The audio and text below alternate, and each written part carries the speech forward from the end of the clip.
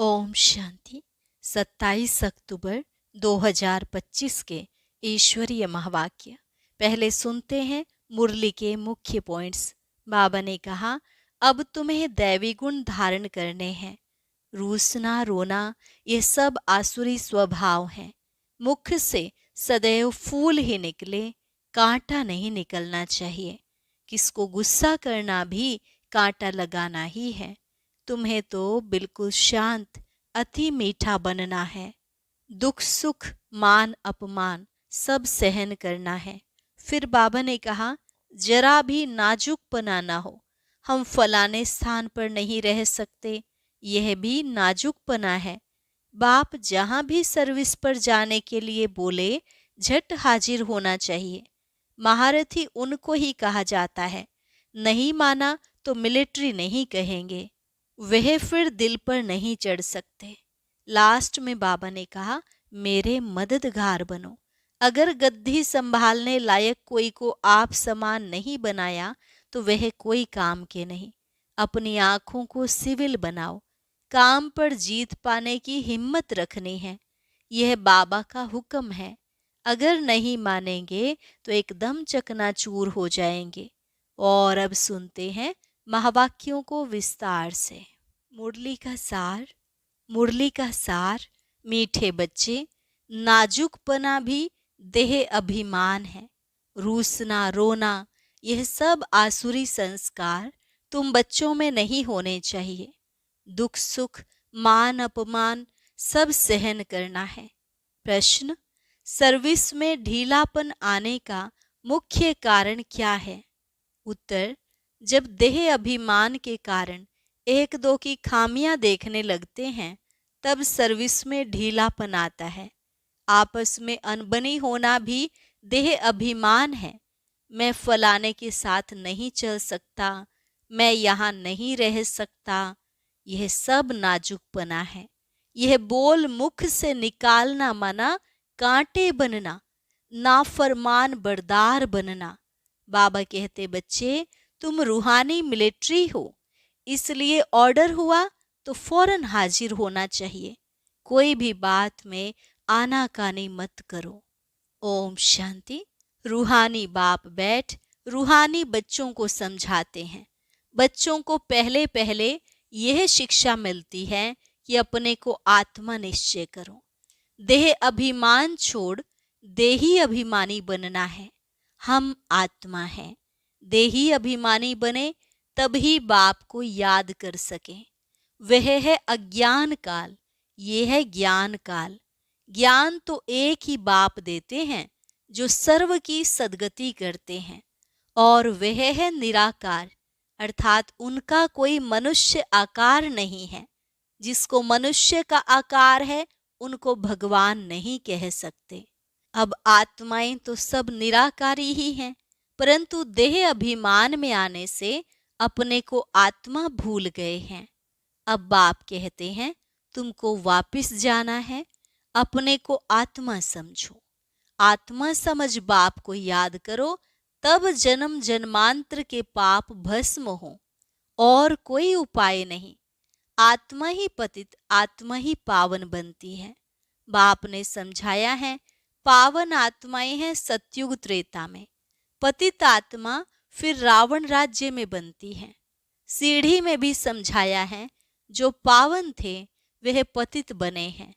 5000 वर्ष पहले तुम सब आत्माएं शांति धाम में पावन थी।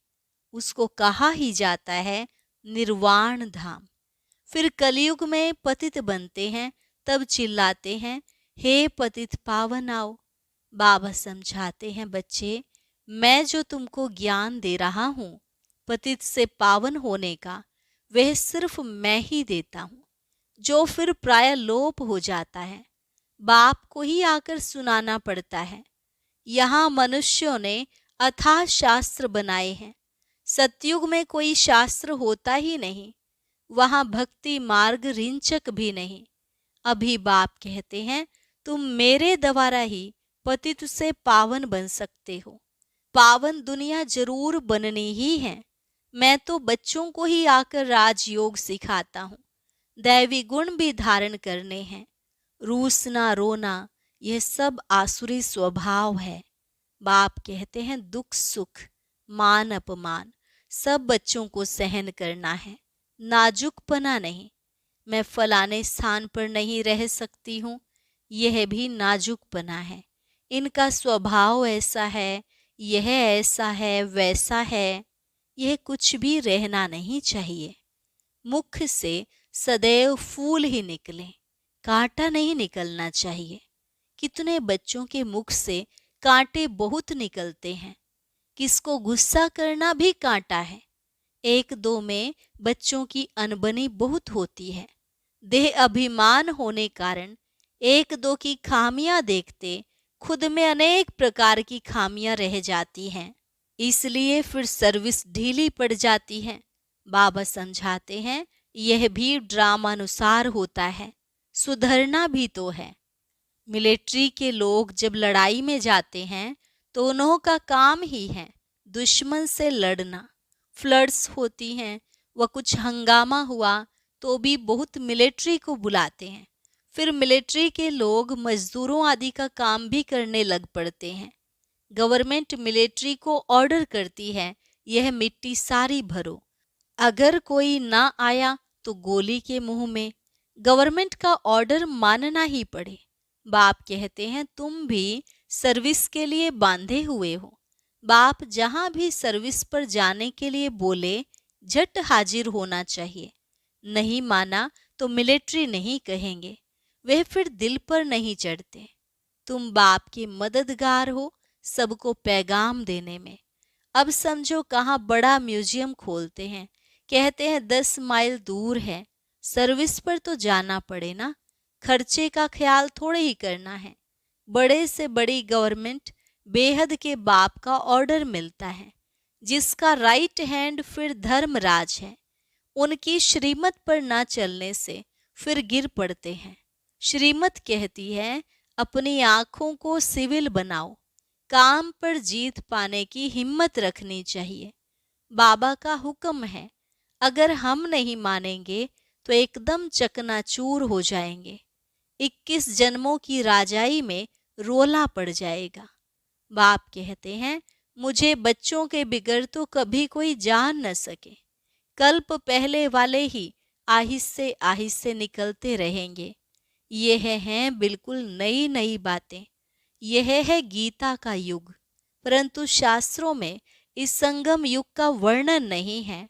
गीता को ही द्वापर में ले गए हैं, लेकिन जब राजयोग सिखाया तो जरूर संगम होगा ना।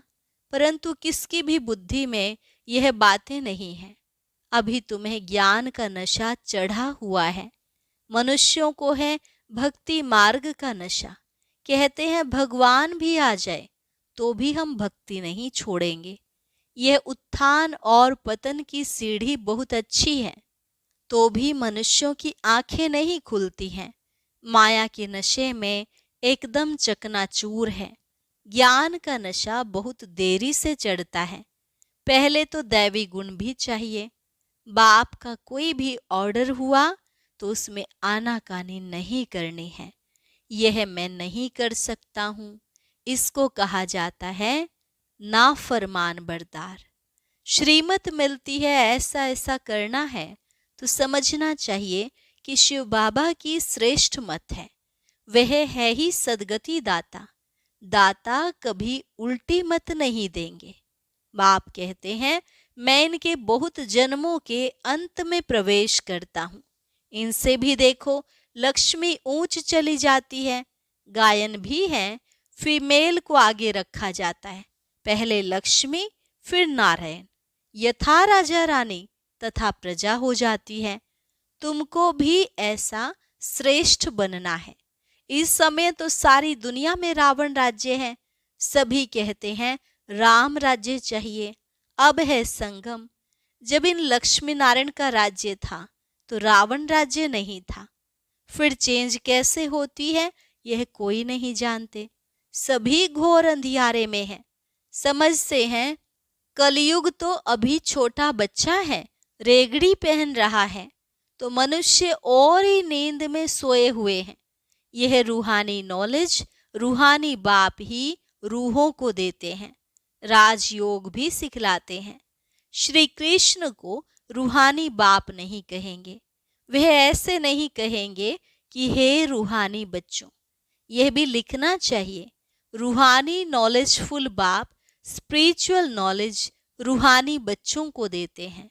बाप समझाते हैं, दुनिया में सभी मनुष्य हैं देह अभिमानी। मैं आत्मा हूँ यह कोई नहीं जानते हैं। बाप कहते हैं, किसकी भी आत्मा लीन नहीं होती है। अभी तुम बच्चों को समझाया जाता है दशहरा दीपावली क्या है।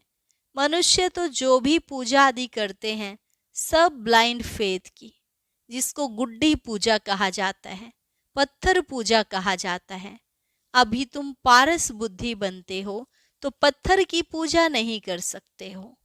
चित्रों के आगे जाकर माथा टेकते हैं, कुछ भी समझते नहीं। कहते भी हैं ज्ञान भक्ति और वैराग्य। ज्ञान आधा कल्प चला, फिर भक्ति शुरू हुई। अब तुमको ज्ञान मिलता है तो भक्ति से वैराग्य आ जाता है। यह दुनिया ही बदलती है।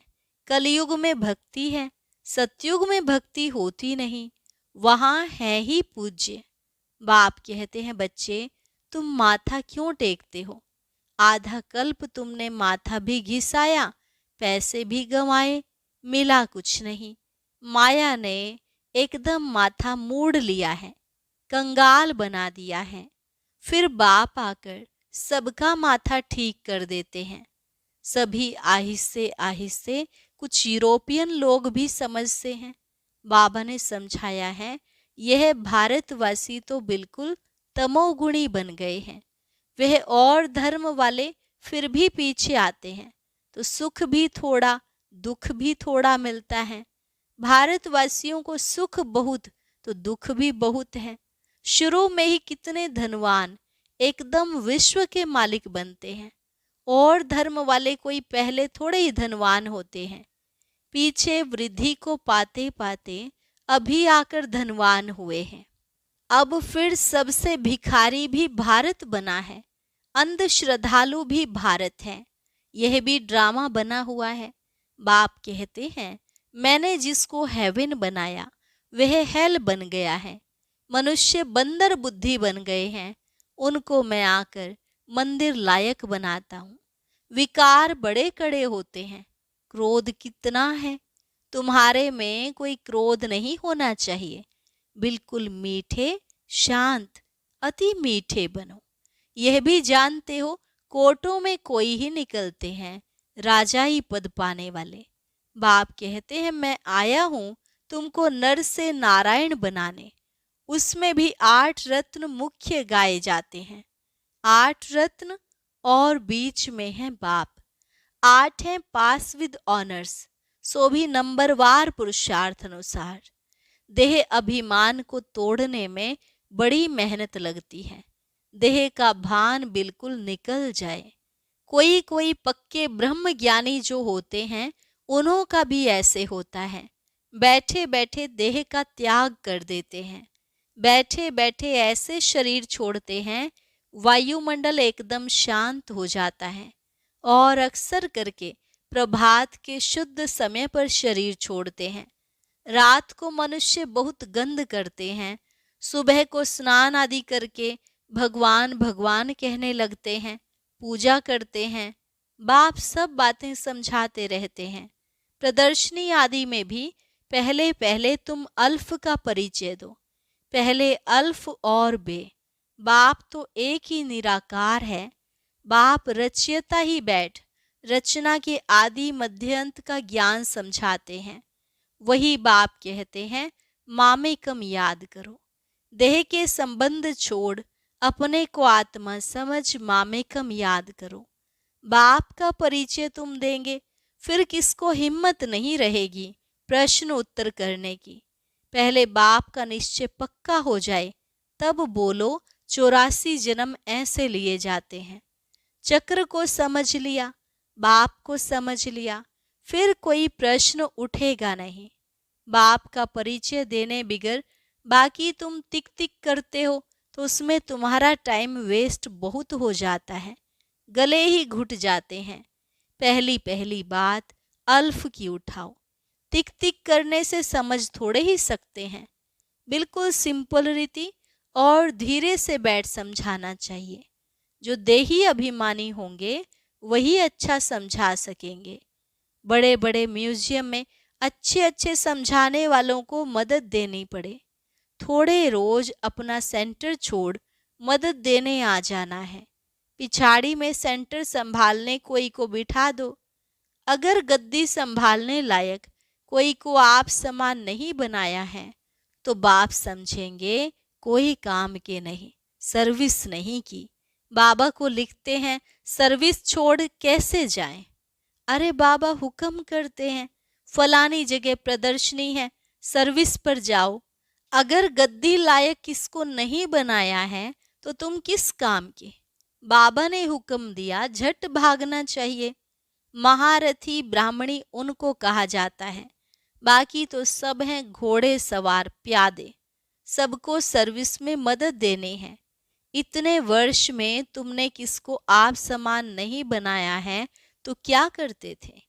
इतने समय में मैसेंजर नहीं बनाया है जो सेंटर संभाले। कैसे कैसे मनुष्य आते हैं जिनसे बात करने का भी अक्ल चाहिए। मुरली भी जरूर रोज पढ़नी है अथवा सुननी है। मुरली नहीं पढ़ी तो गोया एब्सेंट पड़ गई। तुम बच्चों को सारे विश्व पर घेराव डालना है। तुम सारे विश्व की सेवा करते हो ना।